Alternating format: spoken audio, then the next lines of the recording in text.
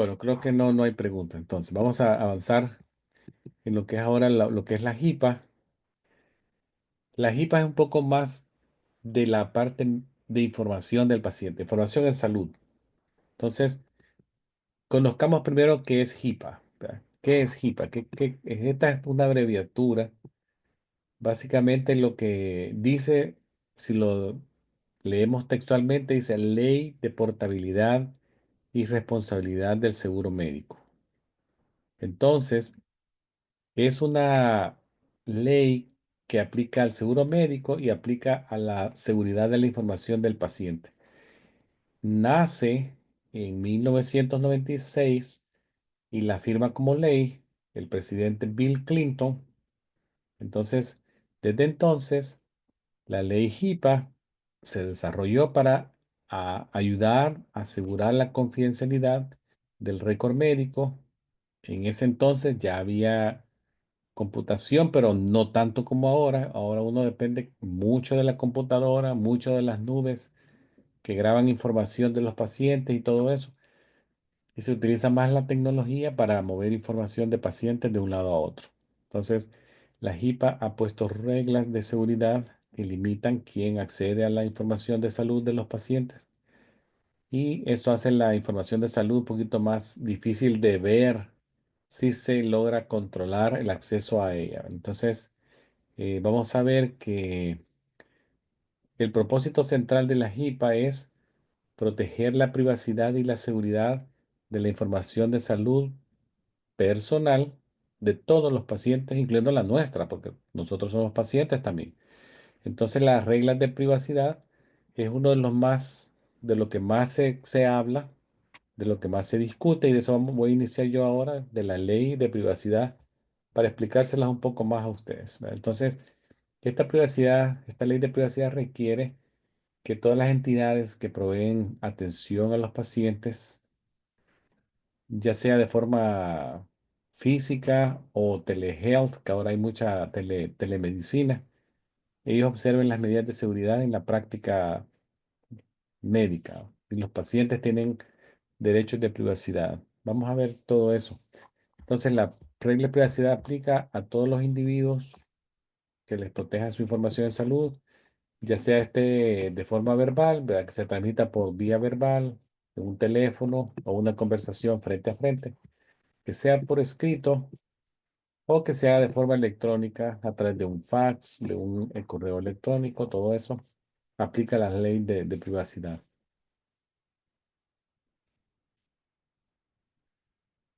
Entonces acá siempre recordemos que el manejo de la información de confidencialidad de un paciente es un principio ético vital en la práctica médica que necesita ser observado por todos, por los doctores, las enfermeras, los nurse practitioners, los physician assistants, el personal médico y paramédico, los asistentes médicos. Entonces, cualquier información obtenida en el cuidado de un paciente se debe de considerar privada, ¿verdad? Y no se debe de revelar, ninguna de la información se debe de revelar sin la autorización del paciente, ¿no? Sin la autorización o permiso del paciente, la información se considera privada, confidencial, al menos que la ley lo requiera por X motivos, que hay circunstancias especiales en donde la ley se va sobre el derecho del paciente porque es más bien un derecho público. Entonces, cualquier cosa que se diga, se escuche, se haga con un paciente es confidencial, ¿no? Aunque usted no lo esté haciendo o no lo esté ayudando al doctor, pero si usted lo ve que lo están haciendo, ya es confidencial, no lo puede compartir. Si usted escuchó un diagnóstico o un tratamiento, tampoco. O si usted fue la persona que estaba hablando con el paciente, tampoco, ¿no? Entonces, hay que poner mucha atención, asistentes médicos ahí de cumplir la ley HIPAA lo más posible. La ley HIPAA es una ley a través de los Estados Unidos, en todos los Estados Unidos y los territorios americanos. ¿Qué entidades la HIPAA cubre en la ley de privacidad? A los proveedores, que son aquellos profesionales que dan atención médica a un paciente, los planes de salud, todas estas empresas que venden seguros de salud, en el caso aquí de Massachusetts está Tufts y muchos más. Ellos están también obligados por HIPAA a proteger la información de salud o todas las entidades que se establecen, los bancos, para reclamos de cobros o cuentas de pacientes. Todos estos están sujetos a los requisitos de la HIPAA y podrían enfrentar algún tipo de penalidad por el no cumplimiento de la ley. Entonces acá se dice, ¿verdad? Para mantener la confidencialidad de la ley HIPAA, todo eso, se tiene que seguir algunas guías, ya las vamos a conversar muy pronto,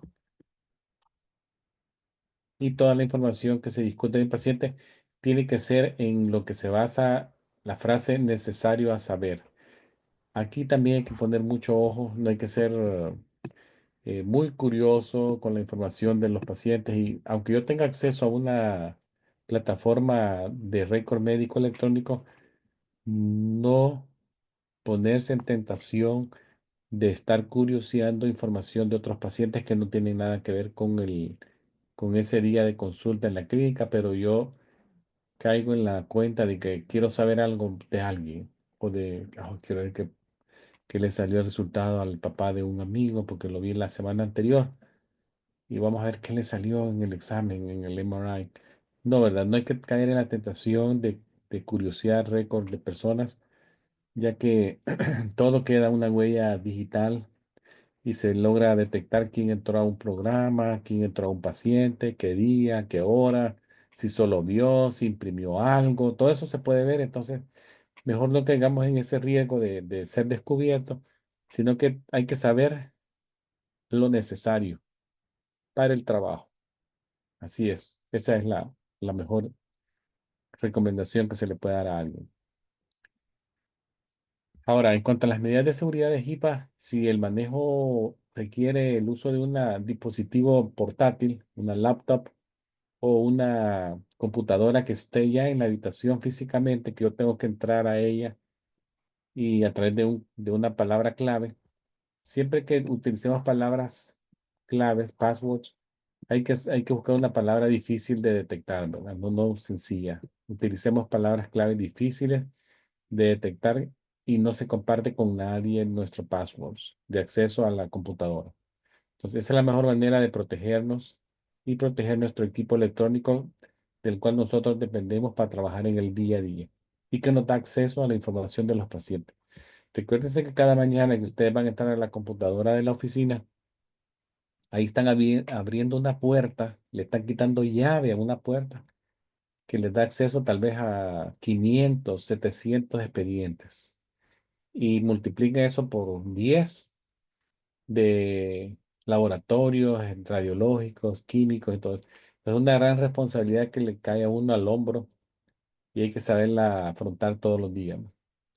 Siempre trabajemos de manera segura y no compartamos la información que tenemos ni los passwords. Si nos toca trabajar en áreas visibles de la oficina o en algún momento tenemos algún dispositivo abierto en la pantalla, que no sea visible por los pacientes que pasan cerca de nosotros o alguien que esté atento a ver la información que está en la pantalla. De esa manera podemos revelar información de pacientes de manera sin quererlo, pero ya hubo una, una violación a la confidencialidad de alguien. Entonces, buenas palabras clave. No dejemos dispositivos abiertos, aunque sea medio minuto que nos vayamos o un minuto. Si yo estoy con un paciente en una habitación y tengo que salir de ella porque olvidé algo afuera o tengo que ir a recoger una nota o imprimir un fax, la pantalla tiene que cerrarse o si la dejo así abierta, desconectarme, que quede la pantalla en negro, ¿verdad? Desconectarme. Y ya cuando yo regrese, me vuelvo a conectar y ya tengo acceso a mi computadora, pero no puedo dejarla expuesta en ningún momento. Si se detecta que hay una violación a la información de un paciente, la oficina está en la obligación de verificar que sí hubo violación o no. Y cuando se detecte una violación, tiene que hacerse el conocimiento de los pacientes. ¿Ya? Eso es una como ley que en caso de una disposición de una información de manera no autorizada, la ley de privacidad considera una violación eso que pasó y tiene que demostrarse si hubo probabilidad de que se comprometió la información de un paciente y el paciente se le tiene que hacer saber de manera razonable en un periodo de tiempo qué pasó y qué situación puede hacerse para tratar de minimizar el riesgo o daño. Bueno, entonces, tan pronto se descubre es el día uno y la entidad tiene que hacer lo más razonablemente posible de controlar la violación de la información. Vamos a ver también los derechos de los pacientes que están como incluidos en lo que es la HIPAA. Los derechos de los pacientes son definidos por los estados. Por ejemplo, New Jersey puede tener su propia definición de derecho del paciente, Massachusetts otro, Nueva York y así. Pero cambian muy poco uno del otro y son bien razonables en ser muy similares. Casi no van a cambiar de estado a estado o de institución a institución. Entonces, por ejemplo, vamos a ver.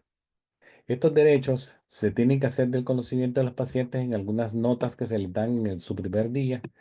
Se les da una copia de sus derechos y obligaciones y las situaciones en que la información podría compartirse. Por ejemplo, cuando hay tratamiento entre dos empresas, se puede compartir información médica. Cuando hay que verificar la ejecución de un procedimiento, que alguien le mandaron una prueba de estrés y quiere saber el seguro si se le hizo o no. Puede tener acceso, si así lo requiere, a la prueba o al reporte de la prueba para pago. O cuando exista un análisis en opciones de cuidado de salud. Son algunos momentos en que puede ser necesario compartir información. Luego veamos los derechos de los pacientes. La información a estar protegida es un derecho. A restringir su información o quien la conoce. Alguien puede decir, los que van a conocer mi información en caso de emergencia son mi esposa, mis hijos y nadie más. Así llega la hermana, llegue la tía, llegue el amigo, no, no se le puede compartir nada. Tiene también derecho a elegir qué tipo de comunicación confidencial quiere, si se le hace por vía teléfono, si se le puede hacer por vía correo electrónico, o él prefiere que se le hable por teléfono y dárselo en forma verbal cuando tenga acceso a un teléfono. Tiene también derecho a corregir información que él crea que es incorrecta, la refleja y dice, no, eso no es correcto, hay un error. Y también tiene derecho a recibir una copia de su expediente médico si así lo requiere. Vamos a ver otros derechos. Por ejemplo, también el derecho a recibir tratamiento sin discriminación de raza, género, religión, color de su piel, si tiene una disability o no. ¿Verdad? También tiene derecho a conocer el nombre del doctor, si está hospitalizado, quién es el doctor y qué posición ejerce en ese hospital, si es un internista o lo que sea. Tiene derecho también a recibir información de qué tratamiento está recibiendo antes de firmar un consentimiento informado. ¿Verdad? El consentimiento informado es un documento legal que le exige l- la ley HIPAA a los médicos con los pacientes, en donde les tienen que explicar a los pacientes los riesgos, los beneficios de un procedimiento o tratamiento. Y el paciente de forma voluntaria, si está de acuerdo, firma. Si quiere, si no, no está obligado a firmar. También tiene derecho a recibir de tratamiento del dolor, confidencialidad durante un ingreso. Tiene también derecho a recibir copias de expediente, a quejarse sin represalias, ¿verdad? También tiene derecho a hacer donación de tejidos u órganos, si él así lo estima conveniente, lo que se conoce como regalo anatómico. ¿Verdad? Es un documento que los pacientes firman, donde hacen saber a los cuidadores de salud o a través de su proxy que si surge una situación donde él ya tenga una situación terminal o falleciera, ya él dejó expreso en un documento o una tarjeta de donación que sus órganos están disponibles para uso por otras personas. También tiene derecho a saber que existen los derechos, porque si no sabe que existen, mucho menos va a saber que tiene derecho a ser sujeto de ese beneficio en ese hospital.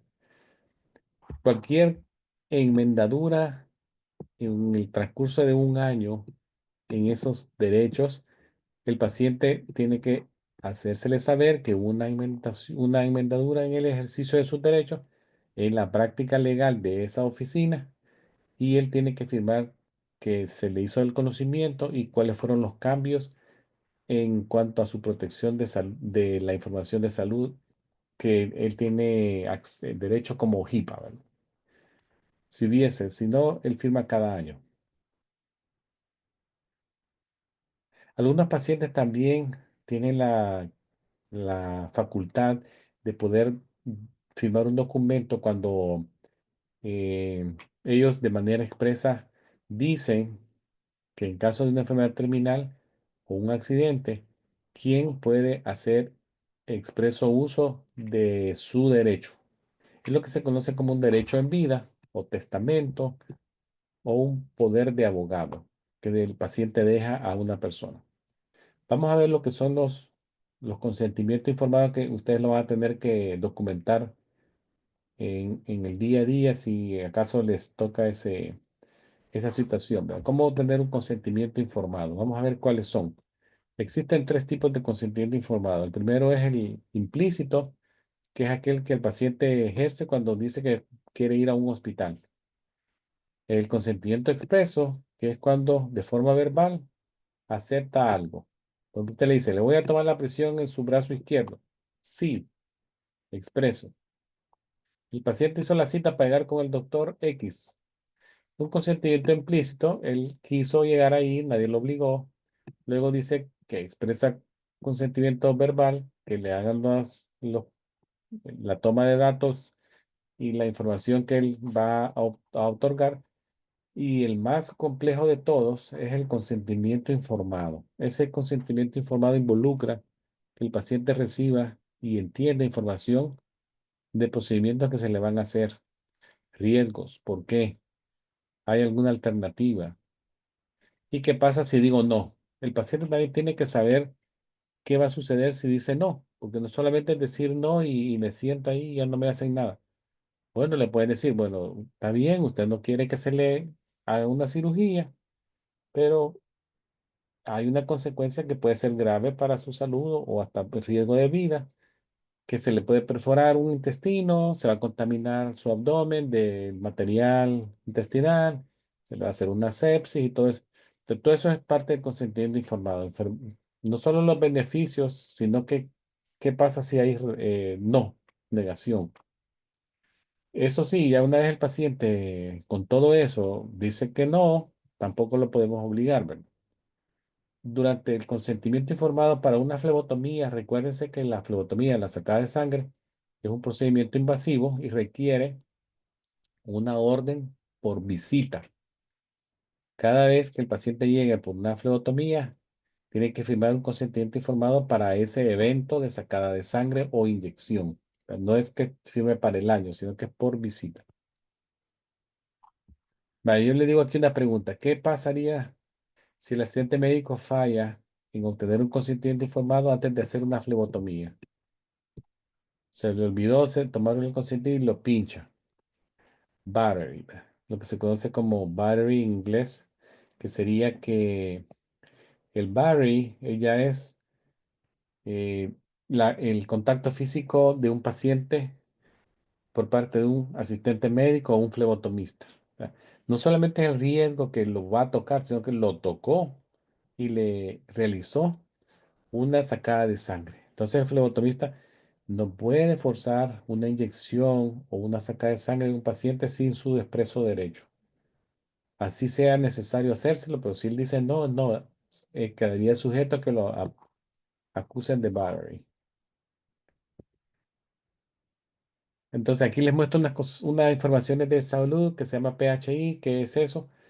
PHI es una que se conoce como información de salud protegida y que incluye cualquier dato físico, mental de un paciente, tratamiento del paciente, cómo paga su tratamiento. Puede ser en forma escrita, electrónica o verbal. Si es lo anterior, es PHI.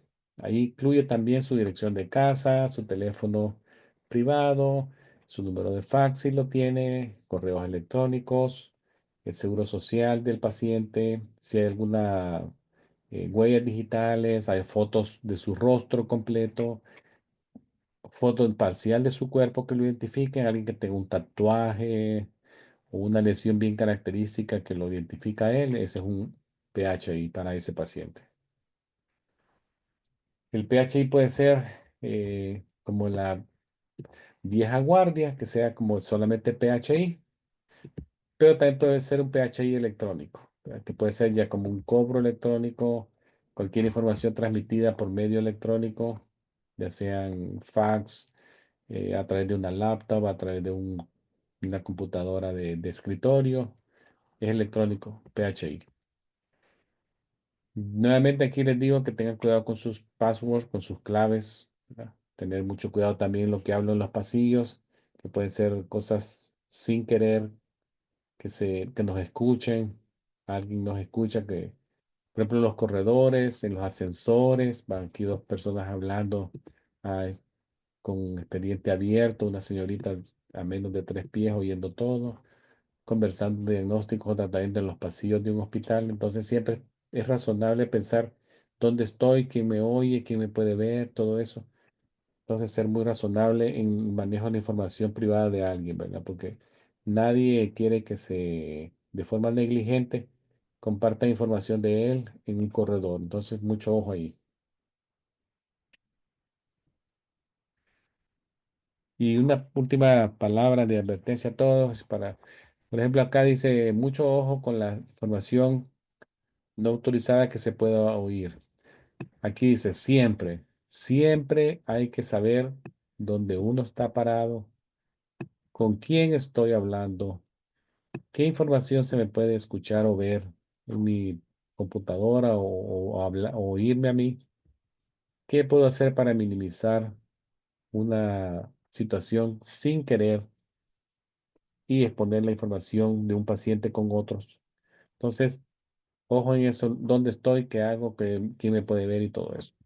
También asegurarme que la información de salud de un paciente solamente se va a compartir con la persona que tiene que saber de ella. Nadie más, nadie más. El mínimo nivel posible de conocimiento, lo necesario a saber, ¿verdad? Si alguien solamente necesita saber el resultado de un estrés test, de un test de un electrocardiograma de ejercicio, solamente eso, no hay que dar información de medicamento, que ese paciente también es hipertenso, tiene tal y tal cosa. No, ¿verdad? Solamente lo necesario a saber. Siempre hagámoslo de forma segura, efectiva y eficiente, utilizando canales privados. No puedo usar mi teléfono para tomar foto de un paciente, no puedo utilizar mi teléfono para mandar una información a través de mi correo de WhatsApp o porque a un amigo le urge que resultado de su mamá. No, tiene que hacerse por medios legales, encriptados, todo eso, ¿verdad? Entonces, los estudiantes de medicina, de enfermería o asistentes médicos nuevos en la oficina, no caer en la tentación de buscar en los expedientes de los pacientes o en los archivos de los pacientes por curiosidad alguna información, ¿ya? El acceso a los récords médicos solamente será si es necesario para la situación que está pasando en ese instante. Entonces es esencial que toda persona con acceso a un PHI a través de una computadora o algo esté siempre al tanto de cuáles son eh, qué está pasando a su alrededor, si voy a tener acceso a una información muy confidencial de alguien, ¿verdad? Nadie quiere que su información se comparta y pongámonos en los zapatos de esos pacientes y mantener todo en forma privada. También otra cosa que no les había dicho, cualquier documentación que se imprimió no se bota al basurero convencional, sino que hay ya en las clínicas, hay unos contenedores que se conocen Shred, que son compañías que lo llegan a traer y ellos se deshacen de forma segura de ese. de ese documento, ¿verdad? Entonces, no botemos información de pacientes en los basureros corrientes, sino que hay que hacerlo en esos basureros de shredder, que va a llegar una compañía a traerlos. Bueno, aquí les traía al final, no sé si tienen alguna pregunta de HIPAA, les quedó claro que era HIPAA, que era OSHA. Ok, profesor. Muy bien. ¿Alguna pregunta, Alondra?